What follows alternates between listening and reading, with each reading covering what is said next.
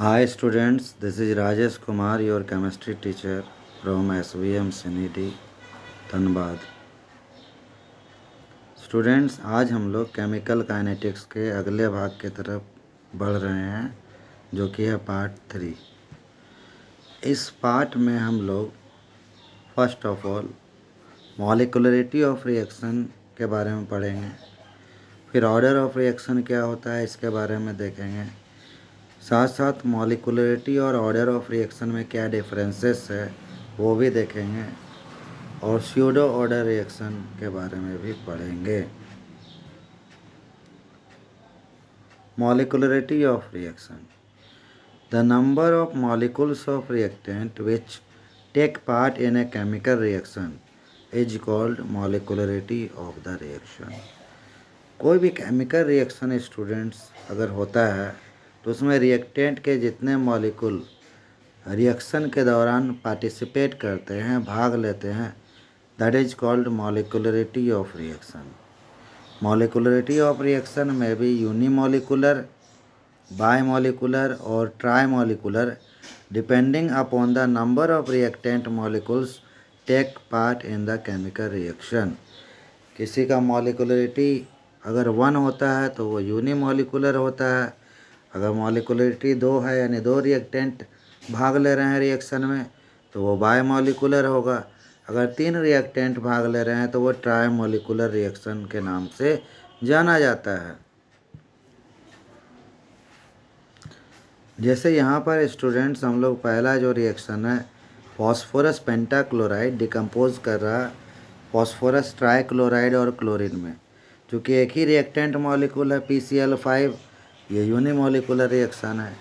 दूसरे रिएक्शन में 2 molecule participate कर रहे हैं हाइड्रोजन आयोडाइड के, तो ये बायमॉलिक्यूलर है। और तीसरा में 2 मॉलिक्यूल सल्फर डाइऑक्साइड और 1 मॉलिक्यूल ऑक्सीजन के पार्टिसिपेट कर रहे हैं, यानी ये ट्राइमॉलिक्यूलर रिएक्शन हो जा रहा है। Characteristics of molecularity of reaction: students, अब हम लोग देखेंगे कि मॉलिक्युलरिटी ऑफ रिएक्शन का क्या कैरेक्टरिस्टिक्स है। First of all, it is a theoretical concept. ये थ्योरेटिकल कंसेप्ट है। हम लोग देख सकते हैं रिएक्शन में कि कितने मॉलिक्यूल रिएक्टेंट का भाग लिए हैं, that is called molecularity of reaction. Its value can not be zero, इसका वैल्यू 0 नहीं हो सकता। Its value can not be negative और फ्रैक्शनल, इसका वैल्यू नेगेटिव या फ्रैक्शनल भी नहीं हो सकता। Its value can not be determined with the help of rate equation of a chemical reaction, इसका वैल्यू निकालने के लिए हम लोग को केमिकल रिएक्शन का रेट इक्वेशन की आवश्यकता नहीं होती, यानी यहाँ रेट इक्वेशन का कोई ज़रूरत नहीं है। ये just simply number of molecules of reactant that takes part in a chemical reaction.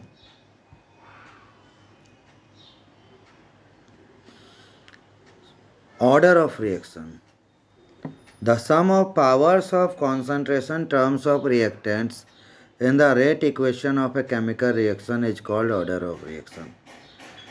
अगर कोई भी केमिकल रिएक्शन है तो अगर हम उसका रेट इक्वेशन को एक्सप्रेस करें तो रिएक्टेंट टर्म्स का जो पावर है उसको अगर ऐड कर देते हैं तो वो ऑर्डर ऑफ रिएक्शन देता है। इट में भी 0 order, first order, second order depending upon sum of powers of concentration terms of reactants in the rate equation of a chemical reaction. Students, order of reaction 0 order भी हो सकता है, first order भी हो सकता है, सेकेंड ऑर्डर भी हो सकता है। वो निर्भर करता है कि रेट इक्वेशन में रिएक्टेंट टर्म का पावर्स का सम कितना है, उस पर निर्भर करता है। अब हम लोग कुछ एग्जांपल्स देख रहे हैं। जैसे सपोज हम लोग एक हाइपोथेटिकल रिएक्शन लिए हैं, ए रिएक्ट कर रहा है बी से और प्रोडक्ट बना रहा है। ए का कॉफिशिएंट यानी number of molecules small A है, बी का number of molecules small B है। तो अगर रेट इक्वेशन लिखेंगे तो R equal to K concentration of A to the power A concentration of B to the power B। तो concentration terms का power small a और small b है, उसको अगर ऐड कर दें यानी a प्लस बी वो हमारा ओवरऑल ऑर्डर ऑफ रिएक्शन हो जाएगा। उसी तरह से अगर कॉन्सेंट्रेशन टर्म का पावर अगर 0 रहता है तो वो 0 ऑर्डर रिएक्शन हो गया। अगर 1 रहता है तो फर्स्ट ऑर्डर रिएक्शन हो गया, और 2 रहता है तो सेकेंड ऑर्डर रिएक्शन हो गया। यानी ये रेट इक्वेशन में रिएक्टेंट का जो कॉन्सेंट्रेशन टर्म है उसका पावर को ऐड करने के बाद हम लोग ऑर्डर ऑफ रिएक्शन निकाल सकते हैं। स्टूडेंट्स, अब हम लोग देखेंगे characteristics of order of reaction. Order of reaction का क्या कैरेक्टरिस्टिक्स है? It is an experimental fact. ये एक्सपेरिमेंटल कंसेप्ट है order of reaction. Rate equation में हम लोग को देखना पड़ता है, सबसे पहले रिएक्शन का रेट इक्वेशन लिखेंगे और रिएक्टेंट का वही कॉन्सेंट्रेशन टर्म्स यूज होगा जो कि रेट को डिटरमाइन करता है, रिएक्शन का रेट ऑफ रिएक्शन को डिटरमाइन करता है। तो इसीलिए ये एक्सपेरिमेंटल फैक्ट है। ये एक्सपेरिमेंट करके पता चलता है कि कौन कौन सा रिएक्टेंट जो है रेट ऑफ रिएक्शन को डिटरमाइन करने में यूज हो रहा है। इट्स वैल्यू में भी 0 ऑल्सो।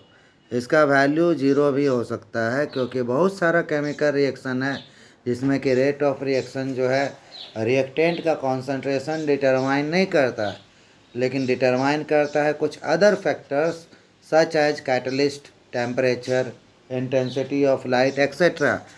और वैसे रिएक्शंस को हम लोग 0 ऑर्डर रिएक्शन कहते हैं। तो 0 order reaction, order of reaction 0 भी हो सकता है। इट्स वैल्यू में भी नेगेटिव और फ्रैक्शनल ऑल्सो। इसका वैल्यू नेगेटिव भी हो सकता है, फ्रैक्शनल भी हो सकता है। नेगेटिव भी हो सकता है और फ्रैक्शनल भी हो सकता है। जैसे हम लोग को पता है ओजोन लेयर में ओजोन जो है डिप्लीट हो रहा है ऑक्सीजन में, तो साइंटिस्ट लोग इस रिएक्शन का, साइंटिस्ट जो है इस रिएक्शन का ऑर्डर ऑफ रिएक्शन -1 निकाला है। जबकि बहुत सारा केमिकल रिएक्शंस है जो कि फ्रैक्शनल ऑर्डर रिएक्शन भी है। It's value is determined with the help of rate equation of a chemical reaction. इसका वैल्यू जो है रेट इक्वेशन के आधार पर निर्धारित किया जाता है। स्टूडेंट्स, अभी हम लोग ऑर्डर ऑफ रिएक्शन और मॉलिक्यूलरिटी ऑफ रिएक्शन के बारे में पढ़े, तो चलिए कुछ डिफरेंसेस भी देख लेते हैं molecularity versus order of reaction. Molecularity of reaction में अगर देखें तो it is a theoretical concept, जबकि order of reaction it is an experimental fact. Molecularity of reaction its value can not be 0, जबकि ऑर्डर ऑफ रिएक्शन में देख सकते हैं इट्स वैल्यू में भी 0 ऑल्सो। मॉलिक्यूलरिटी ऑफ रिएक्शन में अगर हम देखें its value can be negative और fractional, can not be negative और फ्रैक्शनल, जबकि ऑर्डर ऑफ रिएक्शन में देखें इट्स वैल्यू में भी नेगेटिव और fractional also. Molecularity of reaction में अगर देखें its value can not be determined with the help of rate equation of the chemical reaction, जबकि ऑर्डर ऑफ रिएक्शन में अगर देखें तो its value can be determined with the help of rate equation of a chemical reaction. Students, ये differences है molecularity of reaction और order of reaction. अब हम लोग देखेंगे स्यूडो ऑर्डर रिएक्शन या pseudo first order reaction. Those chemical reactions whose molecularity of reaction is either equal to 2 or greater than 2, but order of reaction is unity or 1 are called pseudo order reaction। बहुत सारे ऐसे chemical reactions है जिसमें कि molecularity of reaction या तो 2 के बराबर है या 2 से बड़ा है, लेकिन ऑर्डर ऑफ रिएक्शन 1 है। तो इस तरह के रिएक्शन को हम लोग स्यूडो ऑर्डर रिएक्शन कहते हैं। Let us discuss hydrolysis of methyl iodide. It is an example of pseudo first order reaction. हम लोग मिथाइल आयोडाइड का हाइड्रोलाइसिस को देख रहे हैं कि मिथाइल आयोडाइड वाटर से ट्रीटमेंट किया और methyl alcohol plus H plus iodide minus. इसका रेट इक्वेशन अगर लिखा जाए तो rate equal to K concentration of methyl iodide concentration of water. Since the reaction is carried out in aqueous medium, यहाँ पर रिएक्शन चूँकि एक्वस मीडियम में हो रहा है इसलिए concentration of water is much greater than that of methyl iodide. That means water का concentration of water does not change a lot. यहाँ कॉन्सेंट्रेशन ऑफ वाटर समझ लीजिए एक तरह से कांस्टेंट है। एक्वस सॉल्यूशन में वाटर का जो कॉन्सेंट्रेशन होता है, मोलरिटी होता है, वो 55.56 मोलर होता है, जो कि बहुत ज़्यादा है। जिसके कारण क्या है कि वाटर का कॉन्सेंट्रेशन जो है उसको हम लोग कांस्टेंट ले लेते हैं। That means rate of reaction is not determined by the concentration of water but it determines only the concentration of methyl iodide. इसीलिए ये जो रिएक्शन है इसमें चूँकि 2 मॉलिक्यूल भाग लिए हैं तो मॉलिकुलरिटी ऑफ रिएक्शन 2 हो गया, लेकिन rate of reaction is not determined by the concentration of water. इसीलिए मतलब ऑर्डर ऑफ रिएक्शन जो है 1 हो गया, क्योंकि ऑर्डर ऑफ रिएक्शन में सिर्फ मिथाइल आयोडाइड का कॉन्सेंट्रेशन जो है कॉन्सेंट्रेशन टर्म को डिटरमाइन करता है, रेट को डिटरमाइन करता है। इसलिए ये जो रिएक्शन है इसमें मॉलिकुलरिटी ऑफ रिएक्शन तो 2 हो गया, लेकिन ऑर्डर ऑफ रिएक्शन 1 हो गया। यानी ये एक एग्जाम्पल है स्यूडो ऑर्डर रिएक्शन का।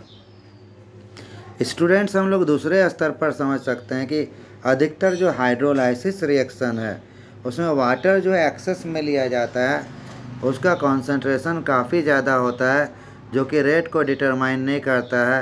यानी एक ही रिएक्टेंट मॉलिक्यूल रेट को डिटरमाइन करता है। तो उस तरह का जो रिएक्शंस है जनरली स्यूडो ऑर्डर रिएक्शंस के कैटेगरी में आते हैं। कुछ और स्यूडो ऑर्डर रिएक्शंस को हम लोग देख रहे हैं। Some other examples of pseudo order reactions are given below. जैसे हाइड्रोलाइसिस ऑफ सुक्रोज, यहाँ पर भी वाटर एक्सेस में होता है। एक्वस सॉल्यूशन में सुक्रोज यानी कैन शुगर को हम लोग जो है डिज़ोल्व करते हैं, तो यहाँ पर भी वाटर का कॉन्सेंट्रेशन रेट को डिटरमाइन नहीं करता है। तो ऑर्डर ऑफ रिएक्शन सिर्फ 1 हो गया, लेकिन जो है मॉलिकुलरिटी ऑफ रिएक्शन 2 है। हाइड्रोलाइसिस ऑफ एस्टर में भी वही बात होती है, वाटर एक्सेस में होता है, वाटर का कॉन्सेंट्रेशन बहुत ज़्यादा होता है, ये रेट डिटरमाइन करने में पार्टिसिपेट नहीं करता है। यानी रेट को सिर्फ इथाइल एसीटेट ही डिटरमाइन करते हैं। इसीलिए यहाँ पर भी मॉलिकुलरिटी ऑफ रिएक्शन 2 है, लेकिन ऑर्डर ऑफ रिएक्शन 1 होगा। यानी ये दोनों जो है स्यूडो ऑर्डर रिएक्शन के एग्जांपल्स है। धन्यवाद स्टूडेंट्स, आज यहीं तक।